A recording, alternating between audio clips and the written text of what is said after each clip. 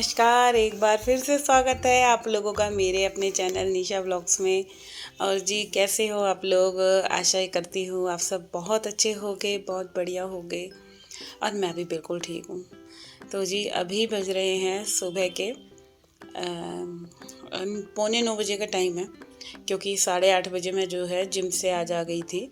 और आने के बाद जो है सबसे पहले मेरा जो काम होता है भाई मशीन लगाने का। मेरी जो काम की स्टार्टिंग होती है, सुबह से अभी तक कपड़े नहीं धुले, क्योंकि सबसे पहली टेंशन यही रहती है कि भाई कपड़े धुल जाएं। और कपड़े जब भी धोती हूँ कि सारे जने नहा लें तब जाकर। तो यहाँ पे अब कपड़े जो हैं सबके इकट्ठे हो गए थे, तो सबसे पहले मशीन में कपड़े लगाए हैं। और सुबह से ही मतलब काम इतने सारे स्टार्ट हो जाते हैं। तो यहाँ किचन का कुछ सामान ख़त्म हो रहा था, वही लेकर आई थी अपनी शॉप पे से।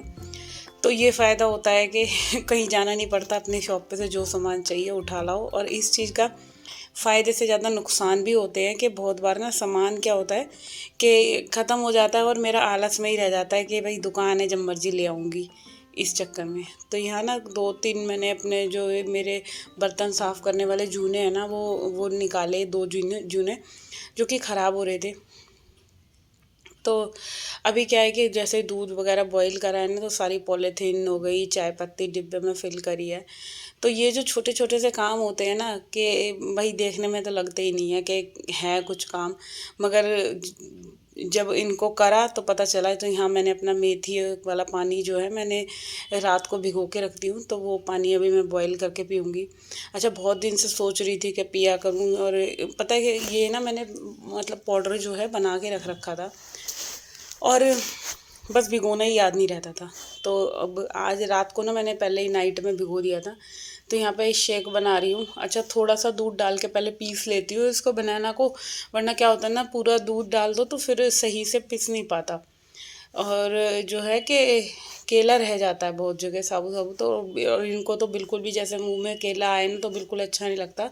इसलिए बिल्कुल इसको ग्राइंड कर लेना है अच्छे तरीके से। और फिर थोड़ी चीनी दूध डाल के बनाना शेक मैंने इनको बना दिया था, क्योंकि अभी चाय नहीं ले रहे ना, गर्मी ज़्यादा लगती है इनको। तो चाय बिल्कुल छोड़ दिया मॉर्निंग की। तो और इनको शेक बना दूंगी। और शेक के अलावा और कुछ नहीं ले रहे नाश्ते में। इसी वजह से ना खाना भी इनका जल्दी हो जाता है। 12-12:30 तक ये आ जाते हैं खाना खाने के लिए। वरना पहले तो क्या था ना, 2-2 3-3 बज जाते थे, 2-2 ढाई बजे तक जो है कि दोपहर का खाना इनका चलता था। मगर ठीक है, जो भी रूटीन बनता है वो अच्छा ही बनता है। मेरे को ये इतना पता है। पहले ये होता था कि नाश्ता पराठे ब्रेड वगैरह लेते थे, अभी सारी चीज़ें छोड़ रखी हैं। तो चलिए, इधर जो है शेक बन गया है, तो पहले मैं इनको शेक दे देती हूँ। इसके बाद जो है फिर लगती हूँ मैं किचन में। और यहाँ मेरा जो पानी बॉईल हो रहा था उसको मैंने उबाल के ना ठंडा होने के लिए रख दिया है। अच्छा, यहाँ मैं बनाऊँगी आज खाने में अरहर की दाल। और सुबह मॉर्निंग में बनाई थी मैंने डुगू के लिए ना भिंडी। तो कार्तिक तो नाश्ते में जो है उसको 2 पराठे बना दूंगी, भिंडी से पराठे खा लेगा। और अभी मैं ना दाल वगैरह धो के फिर मैं लगूंगी घर के काम में। तो मेरे को ये था कि चलो दाल मैं बॉईल होने के लिए रख दूंगी, तड़का वगैरह मैं बाद में लगाऊंगी। क्योंकि दाल उबली रखी रहेगी ना तो फिर काम मेरे लिए आसान है। और जब पूरे घर का काम ख़त्म हो जाएगा तब जो है उसके बाद मैं रसोई में फिर आऊँगी खाना वगैरह रेडी करने के लिए। अच्छा, एक चीज़ और हो गई थी कि क्या हुआ था कि ये चॉपर में ना चॉपर की रस्सी टूट गई जिसमें मैं टमाटर चॉप करूँगी। तो ये मेरे 2 ख़राब हो गए हैं। और पता नहीं इनका क्या होता है कि वैसे तो ठीक रहेंगे, पूरा ठीक है सारा, मगर इनकी रस्सियाँ ख़राब हो जाती है ना तो भाई बहुत बेकार लगता है। अब की मैं ये सोच रही हूँ मैं ये वाला चॉपर ख़रीदूँगी ही नहीं। क्योंकि ये देखो ये ऐसे निकला था और इतना मेरे को दुख लगा कि भाई देखो बेकार में जो है एक और चॉपर ख़राब हो गया। तो चलिए कोई बात नहीं, अब ये ख़राब हो गया था, फिर हाथ से कट करे टमाटर। तो यहाँ पे जो है मैंने दाल में ही टमाटर डाल दिए थे। और इसके बाद ही जो है इनके लिए मैं वैसे तड़का लगा दूँगी नॉर्मल, और फिर कार्तिक के लिए और अपने लिए प्याज वाला तड़का लगा लूँगी। तो ऐसे करके सिंपल सी दाल बन जाएगी।